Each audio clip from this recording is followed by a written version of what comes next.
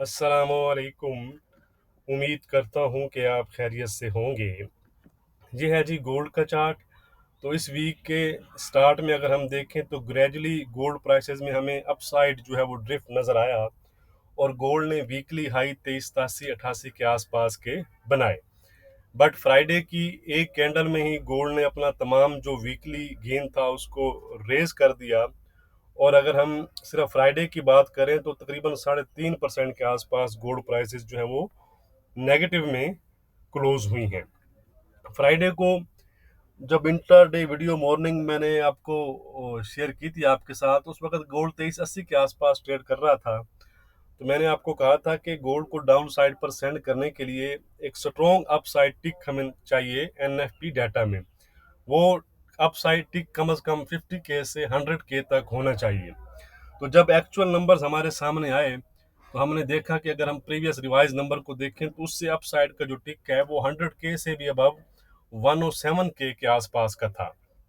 इसके साथ जो एवरेज अर्निंग्स थी वो भी तकरीबन आप कह सकते हैं कि 0.2% से 0.4% आई। एक अच्छा इंक्रीज था उनमें भी। अलबत्ता अनएम्प्लॉयमेंट रेट जो था उसमें भी थोड़ा सा स्लाइटली इंक्रीज नज़र आया, जो कि 3.9 से 4% पर हमारे सामने आया। लेकिन ये डाटा इंडिकेट करता था कि स्ट्रिंग जो है स्टिल जो है वो यूएस की लेबर मार्केट जो है वो स्ट्रॉन्ग साइड पर है। बट अगर हम देखें फ्राइडे की बात करें तो डाटा से पहले ही गोल्ड प्राइसेस जो है वो क्रैश कर गई थी। इसलिए अनयूजली मैंने जो है वो सेकंड वीडियो अपलोड किया था। अगर आपने उसको देखा है तो मैंने आपको उसमें काफ़ी क्लियरली ये इंडिकेट किया था कि जिस तरह गोल्ड प्राइसेस ने फॉल किया है या क्रैश किया है तो इट्स मीन कि आज का जो एनएफपी डाटा है वो स्ट्रॉन्ग साइड पर आने के चांसेस काफ़ी ज़्यादा हैं। तो डाटा आपके सामने है कि स्ट्रॉन्ग साइड पर ही आया। इसके साथ एक और न्यूज़ ये भी थी कि जो चाइना है उसने भी गोल्ड बाइंग को जो है वो पास किया है। बट आई थिंक कि यही रीज़न थी कि जो एनएफपी का डाटा स्ट्रॉन्ग साइड पर आने वाला था। एक और चीज़ अगर आपने रिसेंटली नोट की हो, मैंने तो नोट की है कि मार्केट डाटा से पहले जिस डायरेक्शन में मूव कर रही होती है तो मोस्टली 100% नहीं, मोस्टली डाटा के बाद सेम डायरेक्शन वो कंटिन्यू रहती है। कैसे? जिस तरह आप देखें फ्राइडे को डाटा से पहले ही गोल्ड प्राइसेस फॉल कर गई थी। तो कुछ लोगों ने ये समझा होगा कि इतना फॉल आ गया तो ये अब शायद उन्होंने पहले ही कुछ ऐसा किया है। लेकिन आप देखें कि डाटा के बाद भी फिर मार्केट डाउन ही रही। इसी तरह अगर आप प्राइसेस अप जा रही हों तो मोस्टली डाटा के बाद भी हमें अपसाइड ही टिक जो है वो प्राइसेस में नज़र आता है। और ऐसा तकरीबन मैंने रिसेंटली 70 to 80% देखा है। इस मीन कि जो मेन प्लेयर्स हैं उनकी जो फोरकास्ट होती है वो उसके मुताबिक ही डाटा से पहले पोजीशन लेना शुरू कर देते हैं और वो तकरीबन काफ़ी एक्यूरेट रहती है। लेकिन इसको 100% आपने नहीं समझना। लाजमन बात है, इस मार्केट में 100% कुछ नहीं है। लेकिन ये एक मेरी आप क्या कह सकते हैं कि एजम्पशन है। अगर आपको भी ऐसा लगता है या नहीं लगता, ठीक है, आपने मुझे कमेंट्स में ज़रूर बताना है। कमेंट्स में आप बताया करें ताकि चीज़ें थोड़ा सा खुल कर आ जाती हैं, दूसरा व्यू भी हमारे सामने आ जाता है। अब नेक्स्ट वीक भी काफ़ी इंपॉर्टेंट वीक है। इसी तरह का वाइल्ड मूव मैं नेक्स्ट वीक भी एक्सपेक्ट कर रहा हूँ, क्योंकि वेडनेसडे को यूएस के इन्फ्लेशन नंबर्स हैं, यानी सीपीआई और कोर सीपीआई नंबर्स, जो कि आपको पता है कि मेजर डाटा है।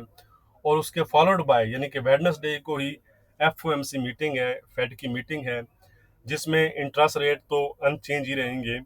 अलबत्ता इस दफ़ा इकोनॉमिक प्रोजेक्शंस भी हैं, तो याद रखिएगा कि इकोनॉमिक प्रोजेक्शन काफ़ी एक इम्पॉर्टेंट होती हैं एफओएमसी मीटिंग में। तो ये इकोनॉमिक प्रोजेक्शन इम्पोर्टेंट रहेंगी और उसके साथ जो फेड चेयरमैन पावल की स्पीच है वो तो आपको पता है कि इम्पोर्टेंट ही रहती है। लेकिन उसमें क्योंकि डाटा भी रिसेंटली आया हुआ यानी कि वेडनेसडे को ही आया होगा, तो इसलिए उनके बाद उनसे डाटा के अकॉर्डिंग यानी इन्फ्लेशन के मुताबिक और इंटरेस्ट रेट के मुताबिक ये दो टॉपिक के बारे में जो सवाल किए जाएंगे उसके जवाब में जो वो जो रिप्लाई करेंगे उस पर आपने फोकस करना है। वो मेन चीज़ होंगे, वो कमेंट्स जो होंगे वो मार्केट को मेन मूवर मार्केट के रहेंगे। बाकी डाटा और न्यूज़ की अपडेट जो भी रहेगी वो मैं आपके साथ टेलीग्राम और फेसबुक पर शेयर कर दूंगा। जैसे कल भी मैंने आपको, सॉरी फ्राइडे को भी टाइमली मैंने आपको गाइड कर दिया था कि डाटा नेगेटिव ही है गोल्ड प्राइसेस के लिए। बाकी व्हाट्सएप ग्रुप अगर आप ज्वाइन करना चाहें तो ज़रूर ज्वाइन कर सकते हैं, डिस्क्रिप्शन में नंबर दिया गया है। एनएफपी के बाद भी मैंने डाटा व्हाट्सएप ग्रुप में जो लेवल दिए थे उनकी एक्यूरेसी अगर आप देखेंगे तो 90 to 90% थी। और काफ़ी अच्छा प्रॉफिट जनरेट किया गया होगा मेरे जो क्लाइंट्स थे। और अगर आप फ्री ग्रुप ज्वाइन करना चाहते हैं, पेड नहीं ज्वाइन कर सकते, तो उसका तरीकाकार भी टेलीग्राम पर मौजूद है। आज भी मैं इसको शेयर आपके साथ कर दूंगा। तो चलते हैं चार्ट की जानिब कि चार्ट पर क्या सूरत हाल है और हमारा व्यू नेक्स्ट वीक के लिए क्या है, वो हम देख लेते हैं। सबसे पहले मैं इस दफ़ा आपको वीकली वीडियो पर वीकली वीडियो कह रहा हूँ, वीकली चार्ट पर लेके जाऊंगा। तो यहाँ पर अगर हम देखें तो गोल्ड में जो सपोर्ट थी वो ये वाला एरिया था। यहाँ पर मैं लाइन लगा देता हूँ, पिन पॉइंट ये जो एरिया है 2302.3 का एरिया था। अगर आप गौर करेंगे तो ये जो कैंडल है इसमें इस सपोर्ट का ब्रेकआउट कर दिया है क्लोजिंग बेस पर। और अगर आप एक और चीज़ नोट करें तो ओपनिंग है 2327 पर और 2388 की विक है, यानी तकरीबन $61 की ये सिर्फ विक है। तो ये विक्स बड़ी इंपॉर्टेंट रहती हैं, इनको आप गौर चाहे शॉर्ट टाइम फ्रेम हो, H1 हो, M30, M15 जो भी हो, विक्स को भी आप मार्क किया करें और विक्स पर जो मार्केट का रिएक्शन है उसको भी नोट किया करें। तो ये जो विक लगी हुई है ये जाहिर करती है, और उसके बाद उसने क्लोजिंग बेस पर अपने सपोर्ट को भी ब्रेक किया है, ठीक है। तो ये जाहिर करती है कि मार्केट में वीकनेस है, ठीक है। अब उसके लिए जैसे ही मार्केट ये लो ब्रेक करेगी, ये लो है 2270 यानी कि 2277 का, तो मार्केट में हमें मजीद जो है वो आप कह सकते हैं कि वीकनेस नजर आएगी 2230 और इवन 2222 और काफ़ी फिर यहाँ तक भी प्राइसेस आपकी आ सकती हैं। तो अब जो मैं बात करना चाह रहा हूँ कि मंडे को अगर प्राइसेस अप साइड पर जाती हैं तो फर्स्ट लेवल आपके पास यही है 300, 2302, 35 का। लेकिन अगर प्राइसेस ये इस वीक की यानी प्रीवियस वीक की जो लो है, ये लो है 2320 के आसपास, 2320-21 के आसपास। तो इन एरिया से आप इसमें सेलिंग देख सकते हैं शॉर्ट टाइम फ्रेम में, जैसे ही आपको कोई रिएक्शन मिलती है तो, और फिर डाउन साइड को जो है वो प्राइसेस कंटिन्यू कर सकती हैं। अब हम चलते हैं जी डेली चार्ट पर। डेली चार्ट पर अगर हम देखें तो बहुत एक बड़ी कैंडल हमें बनी है, उसमें अप साइड का ही उसमें हमें जो है वो अप साइड पर बड़ी विक है, लोअर साइड पर कोई खास इतनी विक हमें नज़र नहीं आ रही। तो यहाँ पर अगर हम देखें तो उसने अपनी सपोर्ट को ही टेस्ट किया। अगर आप देखें 2285 का लो है, 2285 का हमारा टारगेट भी था, अगर आपने मुझे वीकली जो बेसिस पर फॉलो करते हैं, ठीक है। तो इसमें भी हमारे पास जो लो आ रहा है वो 2227 का ही है, ठीक है जी। तो इसमें आपने ये करना है कि ये एरिया मार्क करना है आपने, ठीक है। ये वीक ले लें, चाहे इस वीक के टेस्ट से मार्केट डाउन साइड को कंटिन्यू करे या इस क्लोजिंग से।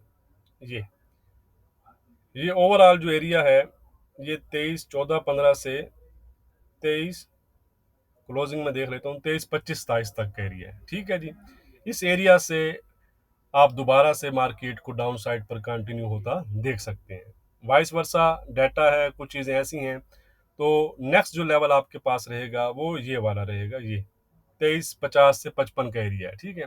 इस एरिया को प्राइसेस जो है वो ब्रेक नहीं करने चाहिए। अगर आप सेलर हैं, यहाँ से बैठे हैं, तो आप इस हाइस के ऊपर अपने असर रखेंगे, क्योंकि ये हाई अगर ब्रेक हो गया तो फिर हम दोबारा से 24.5 और अपर साइड पर जाएंगे, ठीक है। यहाँ पर एक और चीज़ अगर आप देखें डेली में तो आप इस चीज़ को भी नोट करेंगे, ये ठीक है। तो जैसे ही प्राइसेस इस लो को ब्रेक करती हैं तो फिर हम मजीद डाउन साइड को कंटिन्यू करेंगे, जैसा कि मैंने आपको पहले बताया कि 2250, 2222 और 2200 की तरफ फिर प्राइसेस आपकी जाएंगी। लेकिन इसके लिए यही है कि आप इस हाई को ब्रेक ना करें। और अगर आप बायर्स हैं, सॉरी मैं एक चीज़ ज़रा आपको चलें जो बायर्स के लिए हैं, अगर आप बायर्स हैं और आप कोई बाय वगैरह में स्टक हैं, ठीक है, तो आपके लिए जब तक 2277 ब्रेक नहीं होता तो आपके अगर यहाँ पर बाय वगैरह फंसी हुई है तो आई होप कि वो एग्जिट हो जाएंगी। लेकिन आपने 2277 के बिलो फिर उसको होल्ड नहीं रखना। ओके हो गया जी। अब हम चलते हैं H4 की जानिब। H4 हमें क्या कह रहा है जी? H4 कह रहा है कि ये लेवल है, ये वही 23-20-21 का लेवल है। उसमें आप इस वीक को भी देख सकते हैं, ये देख रहे हैं वीक, इस वीक को अगर आप यहाँ पर लेकर आएंगे ये, तो ये आपके पास 23-18-20 का जो लेवल था, जो हमारा सपोर्ट भी था, अब वही लेवल एज ए इसके लिए एक स्ट्रॉन्ग रेजिस्टेंस का काम करेगा, ठीक है।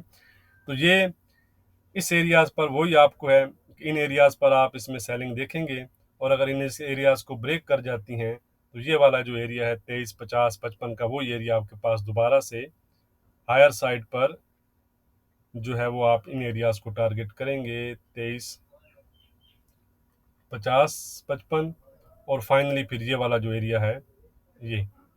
तो ये वाला जो एरिया, जब तक ये जो जोन है यानी अप साइड पर तो ये एरिया ब्रेक नहीं होता तो आप मार्केट को सेलिंग साइड पर देखेंगे, सेलिंग अपॉर्चुनिटीज आप ढूंढने की कोशिश करेंगे। तो जैसे ही मार्केट ये लो ब्रेक करेगी तो मार्केट आपको 2270, 2240, ये जो एरिया मैं बता रहा हूँ, ठीक है, 2240 और इवन फिर 22 तक आपको प्राइसेस जाती नजर आ सकती हैं, ठीक है। ये इसके पास सपोर्ट एरिया है, ये वाला, ठीक है जी, 2285 से 22, ये $7-8 का जोन है, ये इसके पास सपोर्ट है। ये अगर ब्रेक होता है तो भी आप इसको डाउन साइड पर कंटिन्यू रख सकते हैं। अब हम चलते हैं जी H1 की जानिब। H1 में क्या सिनेरियो है वो हम देख लेते हैं जी। अभी तक अगर आपने वीडियो को लाइक नहीं किया तो लाइक ज़रूर कीजिएगा। आपके लाइक और शेयर करने से चैनल को जो है वो सपोर्ट मिलता है, उसके ज़रा आप हाथ ज़रा रखा करें, ठीक है जी। तो यहाँ पर अगर हम देखें तो वो लेवल, जो वीकली वाला लेवल, इमीडिएट जो लेवल हमारे पास आ रहा था वो ये वीक थी, ये वाला जो 2303 का एरिया में कह रहा था। लेकिन अच्छा एरिया आपके पास फिर ये रहेगा, ये भी हमारे पास वीकली का एरिया बन रहा था 2314 के आसपास का, ठीक है। और फाइनली फिर ये वाला एरिया, ये इन एरियाज पर मार्केट अगर आपको मिलती है तो आप सेलिंग अपॉर्चुनिटीज ही देखेंगे। और वाइस वर्सा अगर MH1 में है, मार्केट जहाँ पर बेस बना लेती है, कुछ डबल बॉटम वगैरह बनाती है, जहाँ पर रेंज करती है, और इस तरह आप कह सकते हैं कि ये चार्ट बनाती है इस तरह, और ये फिर इस आहिस्ता आहिस्ता फिर इस तरह ड्रिफ्ट करती है, तो फिर आप बाइंग अपॉर्चुनिटीज भी इन लेवल तक देख सकते हैं, ठीक है। लेकिन बेस लाइन आपकी वही रहेगी कि 2277 ब्रेक नहीं होना चाहिए अगर आप बायर्स हैं तो। वीडियो को लाइक और शेयर करना मत भूला करें। बाकी हम वीकली रेजिस्टेंस और सपोर्ट में आपको लिख कर बता देता हूँ। आई होप के कंसेप्ट आपका क्लियर होगा। फिलहाल तो हम जिस तरह हमें चार्ट बता रहा है तो हम मज़ीद जो है वो डाउन साइड ही एक्सपेक्ट कर रहे हैं। तो नेक्स्ट वीक के लिए जो हमारा रेजिस्टेंस है वो है 2375 का, सपोर्ट है हमारा 2165 का, ट्रेंड है इसका इंट्राडे के लिहाज से फ्लैट, ठीक है जी। इंट्राडे के लिहाज से नहीं, जो सॉरी वीकली के लिहाज से। ओके जी, मंडे को मिलेंगे, बहुत शुक्रिया।